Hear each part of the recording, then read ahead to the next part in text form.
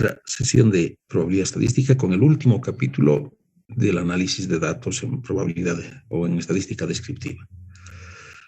Antes de iniciar, ¿hay algún comentario, duda, pregunta de lo que hemos visto hasta ahora?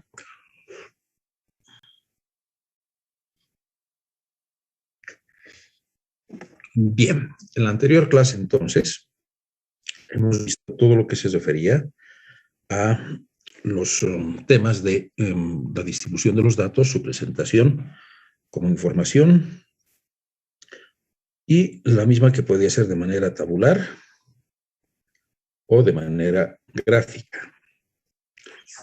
También habíamos visto que los datos podíamos resumirlos en una sola, en algunos datos o en algunos valores que nos iban a ser representativos.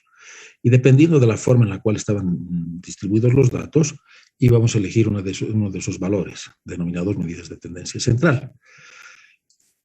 Asimismo, se les había dicho de que no solamente es la medida de tendencia central lo que nosotros debemos considerar, sino también todo aquello que está referido a la forma en la cual los datos están dispersos.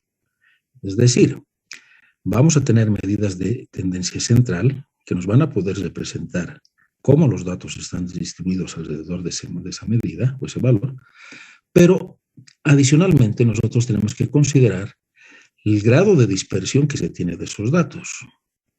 Y, si fuera el caso, tal como habíamos visto anteriormente cuando el gráfico no necesariamente es simétrico, cómo se concentran los datos en alguno de los sectores que se tiene. Adicionalmente con la forma. Para hacer eso entonces, lo que hacemos es tomar en cuenta las medidas de posición no central o concentración de datos, que son los cuartiles, deciles, percentiles, y también el grado de dispersión que se tiene de los datos alrededor de las medidas de tendencia central, en concreto de la media aritmética. Veamos entonces lo que significan las medidas de tendencia central. Las medidas de concentración, las medidas de concentración son valores que dividen a la distribución en partes iguales, es decir, en intervalos que comprenden el mismo número de observaciones.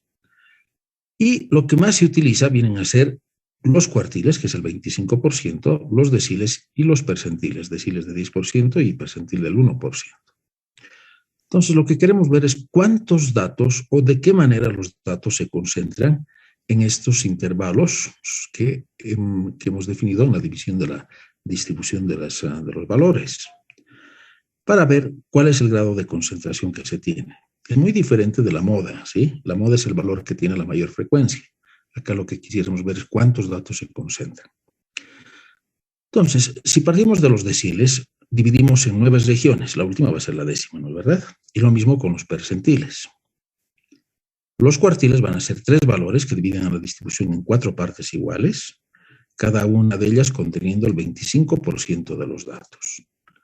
Y lo que vamos a tener más o menos es esta distribución. Es decir, vamos a ver cuántas personas, por ejemplo, si estuviéramos midiendo la estatura de las personas, cuántas personas tienen, qué sé yo, una estatura de 1,68, por decir, ¿sí? Y eso significaría cuántas personas o cuántos valores, que es lo que nos interesa de estatura, se encuentran concentrados en esta región. ¿Cuántos se encontrarían en el segundo cuartil? Y por supuesto, el primer y el segundo cuartil os van a dar como resultado la mediana. Y así sucesivamente, ¿no? ¿Cuántas podrían tener una altura mayor de algún valor que nosotros hayamos encontrado con respecto al tercer cuartil? Esto entonces a lo que nosotros nos va a permitir es poder identificar dónde se concentra la mayor cantidad de datos. ¿Cómo los calculamos los datos? Es muy sencillo. Simplemente tenemos que ver si estamos calculando un percentil, un decil, que es del 1 al 10, o un cuartil.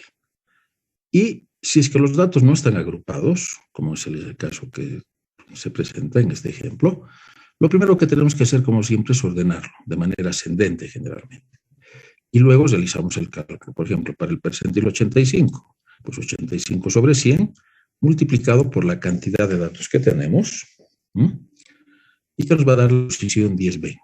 Como es un decimal, como los redondeamos a 11, y obtenemos el valor que corresponde a esa posición. Entonces, ¿qué es lo que nos está diciendo? Que el 85% de los datos se encuentran entre 2210 y 2630. Y 15% de los datos corresponderían a la última observación realizada, es decir, al valor de 2825. Entonces vemos que el 15% simplemente es un valor. Los 11 restantes son el 85%. Bien, hablar de percentiles no nos va a dar mucha información, por eso es que generalmente se recurre a los cuartiles, ¿sí? Y eventualmente a los deciles. El cálculo de los cuartiles va a ser de igual manera para los datos que no están concentrados o que no tienen una frecuencia de repetición, ¿no? Los ordenamos de manera ascendente y encontramos el 25%, 50%, 75%. Si los datos están agrupados, es decir, existen intervalos de clase, utilizamos básicamente la misma ecuación o fórmula que habíamos visto para la mediana. ¿Por qué? Porque acá estoy viendo, en vez del 50%, el 25%. ¿No? Y el K significaría cuál de los cuartiles nosotros estaríamos calculando. Entonces, en base a esta fórmula, nosotros podríamos encontrar el grado de concentración que se tiene de los datos cuando existen intervalos de clase. Veamos el ejemplo. Habíamos calculado la mediana siempre calculando el 50% de 58, que era, ¿cuánto? 29, ¿verdad? Y 29 se encontraban en los datos, 15 más 21, 36, entonces 29 se encuentran en estos datos. Por lo tanto, era en este sector donde calculábamos la mediana en base a la fórmula. 60 más 0,5 por 58 menos 15, la frecuencia acumulada anterior, dividido entre la frecuencia del intervalo de clase que estamos analizando. Y todo eso multiplicado por el ancho de clase. Muy bien. En vez de la mediana, podríamos calcular el tercer cuartil. Entonces, eso vendría a ser el 75% de la cantidad de datos que tenemos. Como nos dice la ecuación acá, sería 43,5 nuevamente. Vemos en la frecuencia acumulada y encontramos que de 36 saltamos a 47. Por lo tanto, 43,5 estaría en este intervalo de clase. Muy bien, aplicamos la fórmula. 70 más 43,5, que sale de 3/4 de 58, menos la frecuencia acumulada anterior, y todo eso dividido entre la frecuencia que le corresponde al intervalo, que es 11 por el ancho de banda. Y encontramos que el cuartil va a estar, el tercer cuartil va a estar en el valor de 76,80.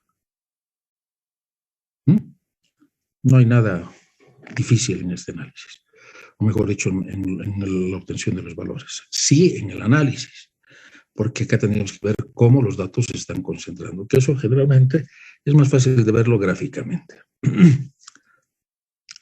Una observación, a veces es preferible trabajar, bueno, no a veces, es mejor trabajar con frecuencias relativas, que nos va a dar una mejor precisión en los cálculos que nosotros realicemos.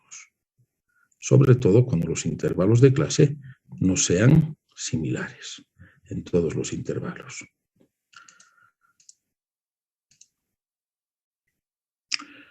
Bien, ¿para qué nos sirven esas medidas de concentración de datos? Como les indicaba anteriormente, eso nos va a servir a nosotros para evaluar en qué lugar se están concentrando los datos. Permítanme ir a los gráficos. Y fíjense, si la distribución fuera simétrica, en teoría, el 50% de los datos debería estar alrededor del valor central.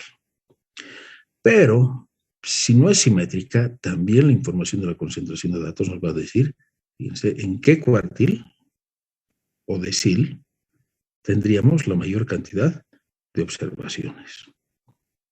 Eso ya nos daría a nosotros una idea de si es que la distribución es cuasi simétrica o si es que existe alguna concentración de datos respecto a un valor menor o un valor mayor, ¿no? Si fuera el caso inverso. ¿Cuándo lo utilizamos esto? Permanentemente. siempre y cuando no tengamos una distribución simétrica, que es lo que realmente buscamos. Muy bien. ¿Cuál es la otra medida de dispersión que nosotros utilizamos? La medida de dispersión que nosotros utilizamos va a ser generalmente la desviación estándar, que es lo que ustedes conocen, pero acá lo estamos presentando en sus dos formas de cálculo. La primera, relacionada con una población, es decir, cuando tomamos en cuenta la totalidad de los datos, ¿no? Y fíjense, la simbología griega. Esto significa que estamos analizando una población. Si estuviéramos analizando una muestra, la fórmula varía en la cantidad de datos que nosotros tomamos para realizar el cociente. ¿Y por qué los reducimos en 1? Bueno, esto tiene su explicación, que lo vamos a ver en el tema de probabilidad. Pero para tener una mejor idea en su aplicación ahora en esta parte de estadística descriptiva, podemos partir del siguiente supuesto. ¿Cuándo una población se convierte en una muestra? ¿Alguno de ustedes podría darme una respuesta?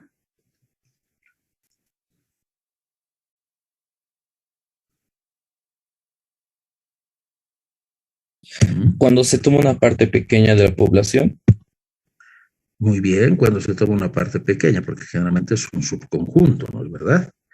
Pero el caso extremo que se presentaría para obtener una muestra de una población, ¿cuándo sería? El caso extremo. Cuando hay pocos datos. No necesariamente. Una muestra... Dime. Cuando la muestra es más pequeña que la población por una unidad. El hecho de que le quites una unidad, vas por buen camino, el hecho de que le quites una unidad a una población ya la convierte en muestra, porque no es la población, ¿me dejo entender? Entonces, ese es el momento en el cual una población se convierte en una muestra. Y en términos de estadística, eso se denomina quitarle un grado de libertad. ¿Ya? Entonces, si nosotros vamos a considerar la desviación estándar de una muestra, pues entonces tenemos que considerar ese caso extremo, que, como les digo, matemáticamente lo vamos a demostrar en su momento cuando estemos analizando estimadores. ¿Ya? Entonces, esto para conocimiento general. Para población, por eso la simbología griega, y toda la cantidad de datos, que son muy raros los casos. Y si estamos analizando muestras, pues esta es la desviación estándar, S. Yo me acuerdo cuando estudiaba ingeniería, la verdad no sabía cuál era la diferencia entre estas dos fórmulas. La cuestión es más que la fórmula como tal, es el concepto, ¿no? ¿Cómo vas a aplicarla? Muy bien, eso es entonces lo que tenemos como la unidad más utilizada, si se quiere. Ahora le vamos a tratar de dar una explicación más conceptual, ¿no? O más práctica. Entonces, las medidas de dispersión, si bien muchas veces están relacionadas con la desviación estándar, existen otras medidas de tendencia o de dispersión que también son muy utilizadas. ¿Por qué? Porque nos permiten conocer la distancia o la dimensión que existe en el grado de dispersión de los valores o los datos obtenidos. Y generalmente, si hablamos de la desviación estándar, va a ser la distancia de los valores de la variable a un cierto valor central, que generalmente va a ser la media aritmética. Y al igual que las medidas de concentración en los cuartiles, acá nos permiten identificar la concentración de los datos en un cierto sector del recorrido de la variable. ¿No? ¿Y cuáles son los que utilizamos? Bueno, como medidas de dispersión, generalmente utilizamos el rango intercuartílico, la varianza muestral, que este es realmente el cálculo que nosotros realizamos, la desviación media o la desviación estándar, el rango percentil y el gráfico de caja. ¿Ya? Estos son entonces los datos. Entonces, el recorrido o rango, la varianza y la desviación estándar, que es una consecuencia de la varianza. Eso lo vamos a ver en su momento. Y como medidas relativas, el coeficiente de variación que se utiliza para fines comparativos. De estas medidas, la que resulta más sencilla viene a ser el rango o recocido, que es la diferencia que tenemos entre el dato mayor y el dato menor, la observación más alta y la observación más pequeña. Entonces, este rango lo que nos va a permitir a nosotros va a ser conocer cuán grande es el espacio, ¿no?, o el recorrido que se tiene entre los cuales se tienen las observaciones efectuadas. A ver, un ejemplo más práctico. Si después de dar un parcial en cursos básicos me dicen la nota máxima ha sido 100 y pregunto la nota mínima cuánto ha sido, 25. Entonces es bien fácil, ¿no?, observar de que hay una gran dispersión de valores. Claro, no es suficiente, también tendríamos que ver dónde se están concentrando los valores. ¿Para qué nos sirve todo eso? Ya les he dicho, esto no es un fin, es una herramienta. Tendríamos que ver cuáles son las causas por las cuales se estarían dando ese tipo de observaciones. Bueno, pero es otro tema. Muy bien, el rango entonces es una medida de variación bastante sencilla de obtener. El rango intercuartílico o intercuartilítico, como llaman algunos, es también una medida que a nosotros nos sirve para encontrar el grado de concentración que se tiene alrededor de una medida de tendencia central. ¿Por qué? Bueno, no tengo acá el gráfico, entonces miren nomás atrás. Perdón por esta situación. ¿Por qué? Por esto, jóvenes. Este es el primer cuartil y este es el segundo, tercer, el cuarto cuartil, ¿no? Entonces, lo que yo quiero saber es qué cantidad de datos se encuentran concentrados alrededor de una medida de tendencia central. Es decir, el 50% de los datos. ¿Sí? Entre qué valores mínimo y máximo se encuentran concentrados. Entonces, ese rango también me va a permitir conocer si es que existe una gran concentración de observaciones alrededor de un valor de medida de tendencia central, o si son pocos y más bien la concentración se da en el primer o cuarto cuartil. ¿De acuerdo? Entonces, de esa manera nosotros podemos tener una mejor comprensión de cómo se dan los datos. En este momento esto es bastante abstracto, ¿no? Vamos a ver en su momentito cómo podemos mejorar eso.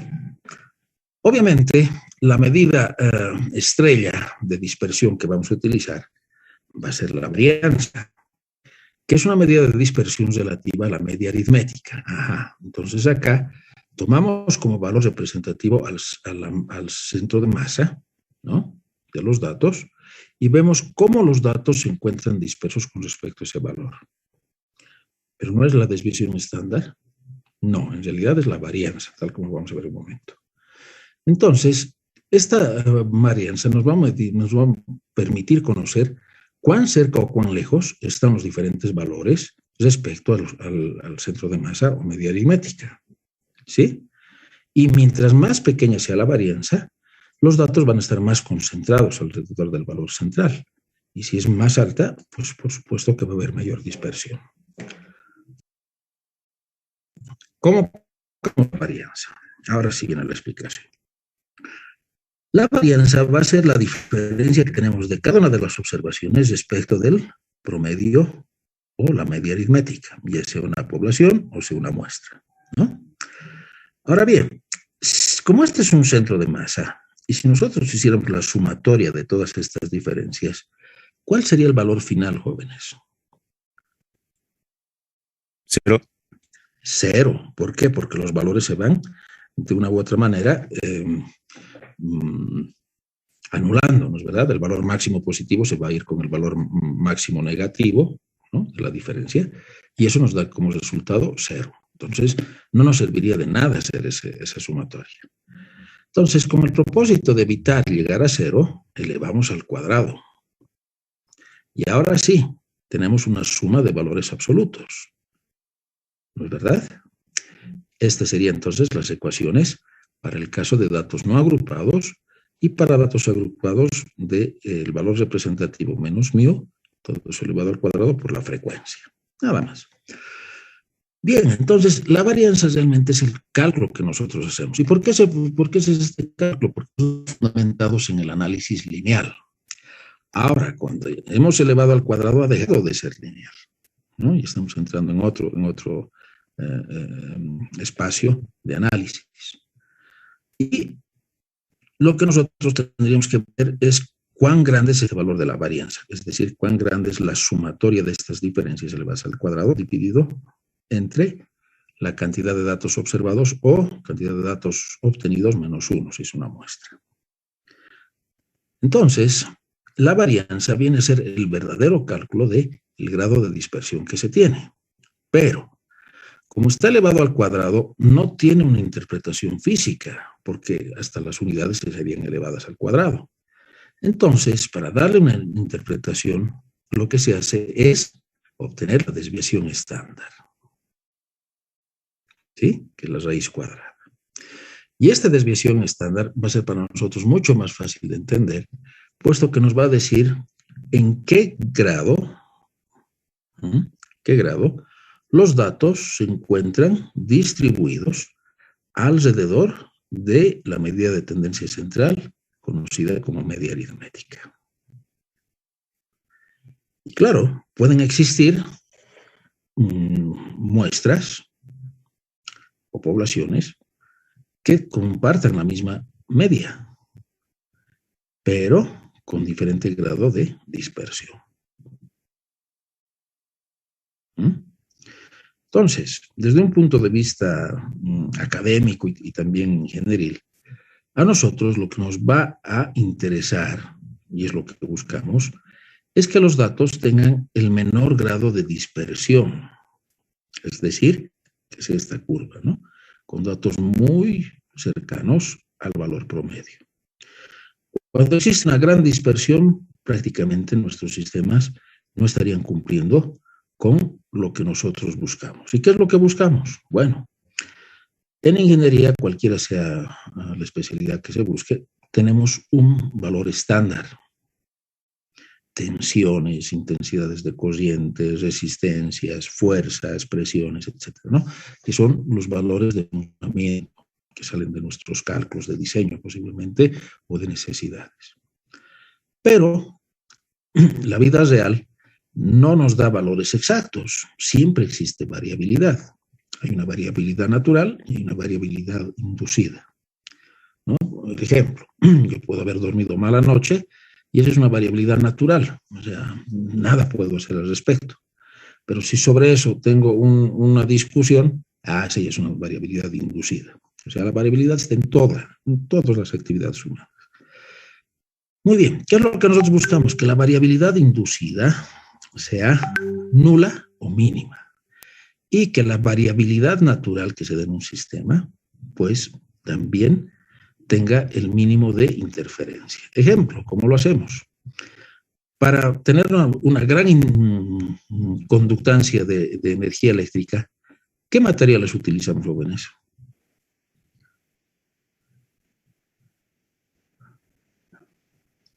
Elementos conductores.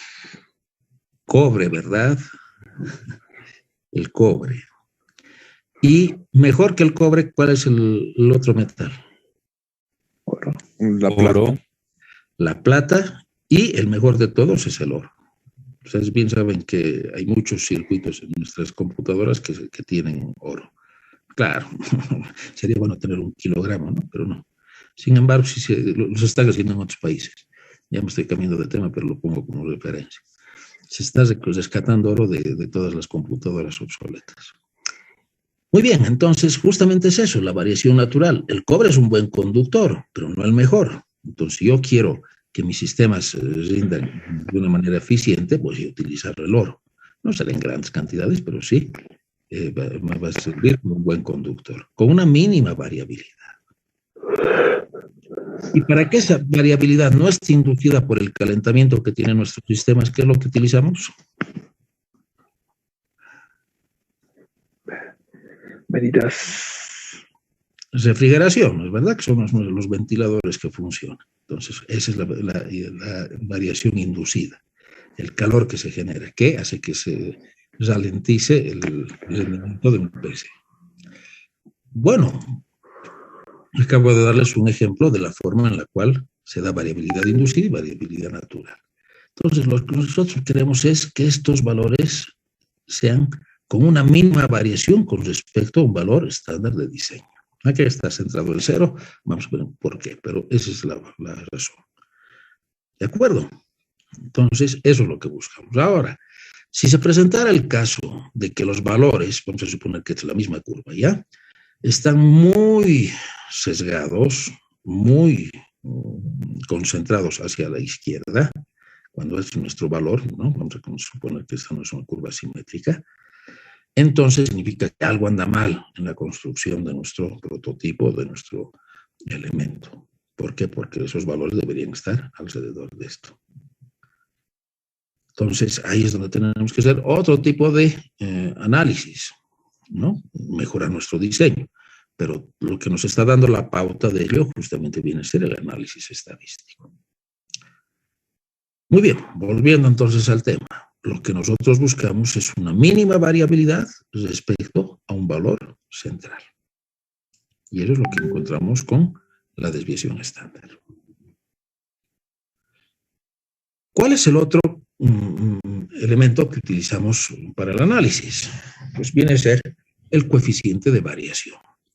Y el coeficiente de variación viene a ser el cociente entre la desviación estándar, también llamada desviación típica, dividido entre la media aritmética poblacional o muestral. Y este coeficiente de variación, como ustedes ven, son las mismas unidades, ¿no? Prácticamente sería un valor adimensional. ¿Y esto para qué lo utilizamos? Pues para comparar distintas variables y poblaciones, es decir, cuál sería más dispersa, ¿no? Por ejemplo, ¿qué máquina tiene un mejor rendimiento? ¿Una Apple o una Asus? Pues esto podríamos hacer un análisis en base a los coeficientes de variación en sus tiempos de respuesta, grado de resolución de pantalla, etcétera, etcétera, etcétera. O también podríamos hacer un análisis en cuándo se ha fabricado mejor un componente, en el turno de la mañana o en el turno de la tarde, ¿no? Si fueran 2 turnos de trabajo. ¿Para qué lo hacemos? Para ver por qué se están dando los grados de dispersión. Entonces, el coeficiente de variación compara distintas variables y poblaciones, mide el grado de homogeneidad o heterogeneidad en una o más poblaciones por el grado de dispersión y podemos, de esa manera, observar e identificar variaciones que en su momento deberían ser mejoradas. Bien, ¿qué es lo que buscamos entonces? A ver, jóvenes, presten atención a esto que es importante. Nosotros lo que buscamos es una mínima variabilidad. Eso es lo primero que debemos buscar. Ya con el desarrollo de investigación y desarrollo, ¿no? Y otros descubrimientos tecnológicos, lo que vamos a hacer es que si este es el comportamiento que teníamos, vamos a, en promedio, desfasarlo a este punto. Pero yo no puedo mejorar el rendimiento de un sistema si es que la variabilidad es alta. No me sirve de nada. Entonces, lo que siempre se busca como primer paso en la mejora es que la variabilidad sea mínima. Y una vez que hemos logrado eso, claro, también con otra colaboración y otro departamento de investigación y desarrollo, es que además de reducir la variabilidad, podamos mejorar un rendimiento. Entonces, desde el punto de vista productivo, mínima variabilidad. Desde el punto de vista innovativo, mover la curva hacia un valor de mejor rendimiento. ¿Se ha entendido? Eso es entonces la aplicación que hacemos en estadística descriptiva. Preguntas, jóvenes. ¿Está claro todo? Ingeniero, Dime. buen día. ¿Podría, por favor, explicar de nuevo el coeficiente de variación? ¿Cómo serviría para comparar? ¿Cómo sabría cuál es mejor, cuál es peor? Claro que sí. Fíjate, acá tenemos dos coeficientes, ¿no? Vamos a dejar a un lado que esto es muestral y esto es poblacional. Vamos a suponer que son de dos diferentes poblaciones. Fíjate, el máximo dividido entre este valor nos daría un valor de coeficiente de variación más alto que este, que tendría una menor variación respecto a un valor promedio. Entonces estarías comparando de manera adimensional, ¿m? ¿Qué grado de dispersión se tiene con respecto a un valor promedio? Mientras más alto sea, entonces en esta población tienes una variabilidad mayor que en esta otra. Pero podría hacerlo directamente con los valores de desviación estándar. Sí, lo puedes hacer. Pero este coeficiente de variación, al ser adimensional, ¿no? Y ser un valor relativo con respecto a un punto de referencia propio, nos da una mejor medida de comparación. ¿Me he dejado entender? Sí, sí, ingeniero. Entonces, mientras menor sea el dato, Mientras menor variabilidad. menor sea la variabilidad, menor el coeficiente de variación, ¿no? Ah, exacto. Sí, gracias. ¿Alguna otra consulta?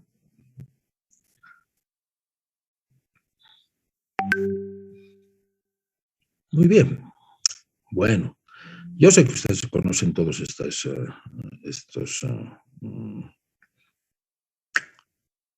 ecuaciones o estos términos, pero ahora le estamos dando su verdadera comprensión desde un punto de vista estadístico. Lo mismo vamos a hacer cuando veamos probabilidad. Muy bien, jóvenes. Si no hay consultas, entonces nos veríamos a las 8:15. ¿Está bien? Nos vuelvo a convocar a esa hora. ¿De acuerdo? Está bien, ingeniero. Nuestra sesión. 2 personas más. Ya. Esas son entonces las medidas de dispersión. Ahora veamos un resumen de esas fórmulas. Acá tenemos el rango entre el valor máximo, la diferencia entre el valor máximo y el valor mínimo, el cálculo de la varianza y su consecuencia, que es la desviación típica o estándar, y el coeficiente de variación. Esas son entonces nuestras medidas de análisis.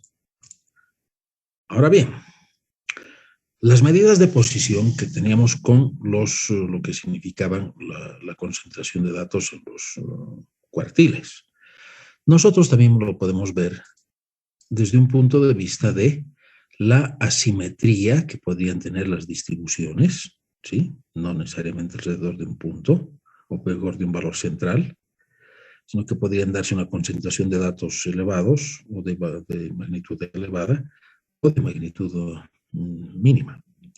Así como también qué grado de concentración se tiene de los datos. Eso se llama las medidas de kurtosis. De esta manera, entonces, nosotros podríamos analizar cómo se concentran y cómo se distribuyen los datos alrededor de una medida de tendencia central. Entonces, las medidas de posición y asimetría, los que nos van a permitir es obtener, ¿sí?, información de cómo los datos se encuentran distribuidos y cómo se da la concentración de los mismos. La asimetría puede ser negativa, fíjense, es negativa cuando los datos con magnitud mayor son los más predominantes, ¿no? Y positiva, lo contrario. Y nosotros podemos calcularlo mediante esta fórmula. Fíjense, estamos elevando al cubo la diferencia de los valores con respecto al valor medio. O también podríamos ver la kurtosis, que viene a ser el apuntalamiento. En otras palabras, cuán concentrados se encuentran los datos respecto a un determinado valor. En este caso no sería tanto, si se quiere, el valor medio, pero sí un grado de concentración elevado, ¿no? Y este vendría a ser la potencia cuarta de la diferencia de los datos con respecto al valor promedio. Toda esa fórmula menos 3. Bien, y en base a esos cálculos y dependiendo del término que nos da, nosotros podríamos encontrar tres tipos de curvas. Platicúrtica, plana, mesocúrtica con una mediana concentración de datos y la leptocúrtica que tiene una gran concentración de datos, ¿no? Este sería lo ideal para nosotros, por lo menos, desde el punto de vista de un valor de diseño. Bueno, podemos hacer estos cálculos o lo que generalmente sucede, y por lo menos para mí es mucho mejor, es irnos a hacer el análisis, gráfico de la distribución de los datos. Porque ahí vamos a poder ver, en primer lugar, si es que existe simetría. Y lo segundo, si es que existe un comportamiento leptocúrtico, mesocúrtico o platicúrtico, ¿no? Lo plano. Es decir, si es que existe gran concentración de datos. El encontrar un índice en lo personal no me dice mucho, puesto que este tipo de distribución que la veo gráficamente, a mí me permite sacar mayores conclusiones. Por ejemplo, si el valor de diseño se encuentra acá y estoy viendo que hay gran concentración de valores mínimos, algo está sucediendo en el comportamiento de mi sistema. Y debo prestar atención en ver las causas por las cuales se da esta situación. Lo mismo para este otro caso. Si se estuviera dando una situación de gran dispersión, lo propio. Mi sistema, en este caso, no estaría bien calibrado. Y en este otro, tendría una gran dispersión.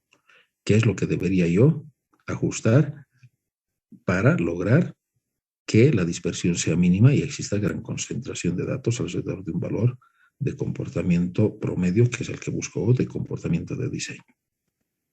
Entonces, gráficamente nos resulta mucho más fácil ver este tipo de concentración de datos, dispersión y la asimetría. Ahora bien, desde un punto de vista comparativo,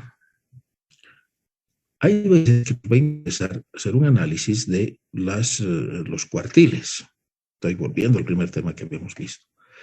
Y esos cuartiles los vamos a graficar en gráficos de cajas, y algunos le llaman, y de bigotes, ¿no? Cajas y bigotes.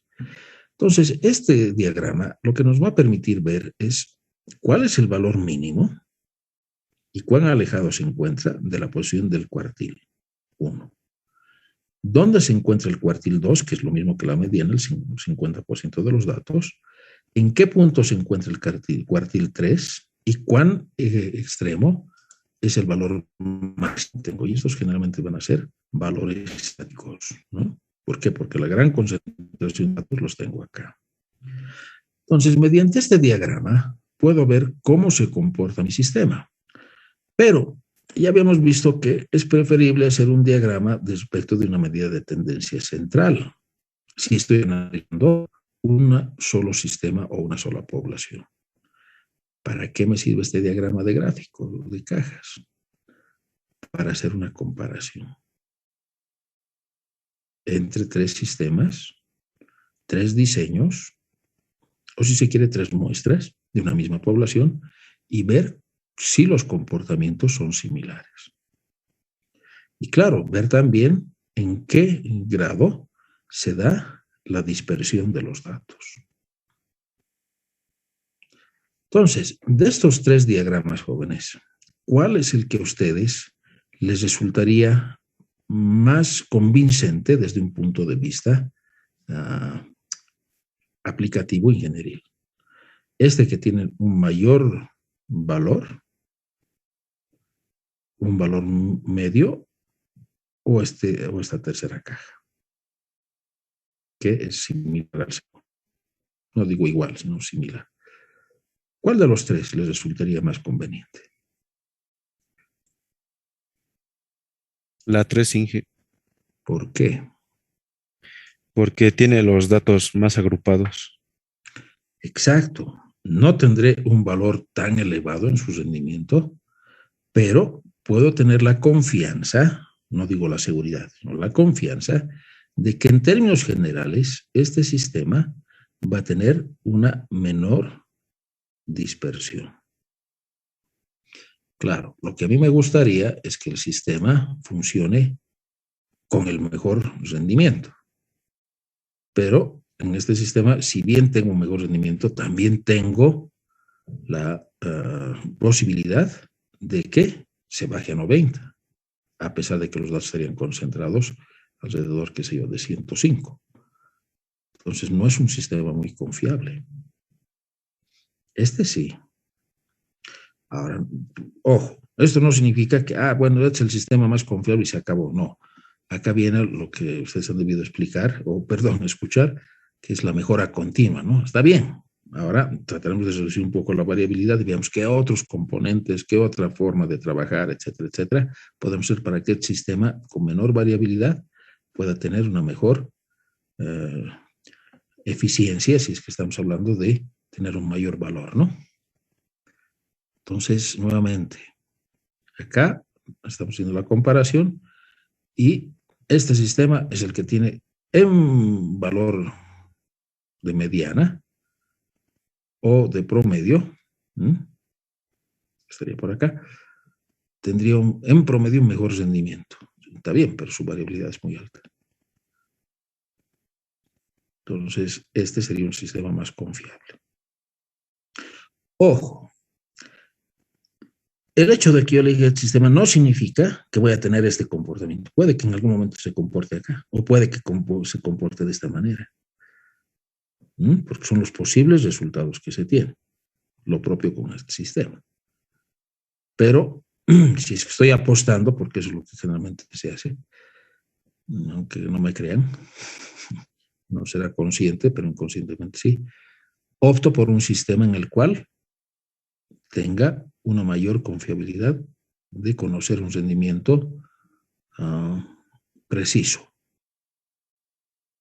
y no tan variable. ¿Se ha entendido, jóvenes?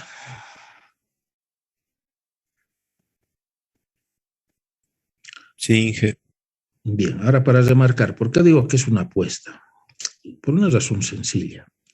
Vamos a suponer que estas son las cuerdas que se utilizan para saltar de los puentes, ¿ya? Que las fabrica el mejor fabricante del mundo y este es su comportamiento de su sistema. ¿De acuerdo? Entonces, cuando yo elijo la cuerda, yo no sé cuál es su elongación, su resistencia que tiene. La estoy eligiendo aleatoriamente. Y posiblemente su resistencia sea así de alta o así de baja, porque eso es lo aleatorio. Es lo mismo, compro una bombilla, les ha debido suceder alguna vez, llegan a la casa, la colocan, la enciendan y se quema, ¿no? Bueno, son los casos extremos. Yo he comprado aleatoriamente. El punto es el siguiente, y ahí viene ya la parte ingenieril. Y yo tengo que asegurarme que su resistencia mínima, considerando toda esta variabilidad,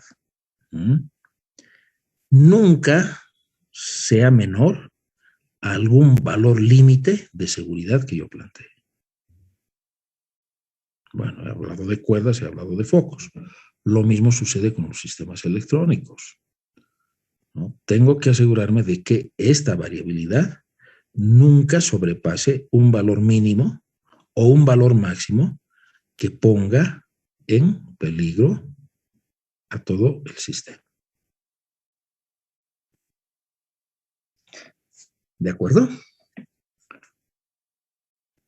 Entonces, no solamente la variabilidad, también tienen que entrar ahí los límites de seguridad que se deben plantear. Muy bien. Hemos visto entonces un poquito de la aplicación práctica de todo lo que significan estos sistemas. Y con ello hemos terminado el tema de estadística descriptiva. Hemos comenzado identificando los tipos de datos que nosotros analizamos. Luego hemos visto su presentación tabular y gráfica. Luego hemos visto un valor que nos permite representar a todos los valores, que generalmente es de tendencia central, media aritmética, por lo general. El grado de dispersión y el grado de concentración de los datos. Ahora lo que resta es hacer nuestro análisis, evaluar y obtener las conclusiones. Y eso es lo que vamos a hacer el día de mañana.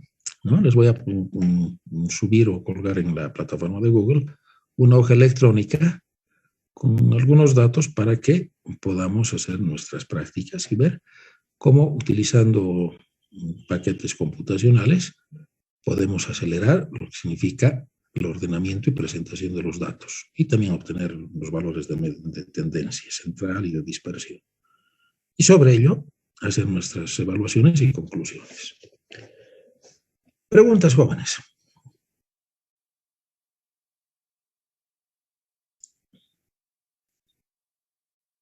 ¿Está claro? Muy bien. Entonces, el día de mañana vemos una aplicación práctica de todo lo que hemos estado analizando hasta ahora. Si no tendrían más consultas, terminaríamos con esto nuestra sesión del día de hoy. Y mañana la aplicación práctica. Y les pediría que ya estén pensando en un sábado para dar el examen. El primer parcial. ¿De acuerdo? Está bien, Inge.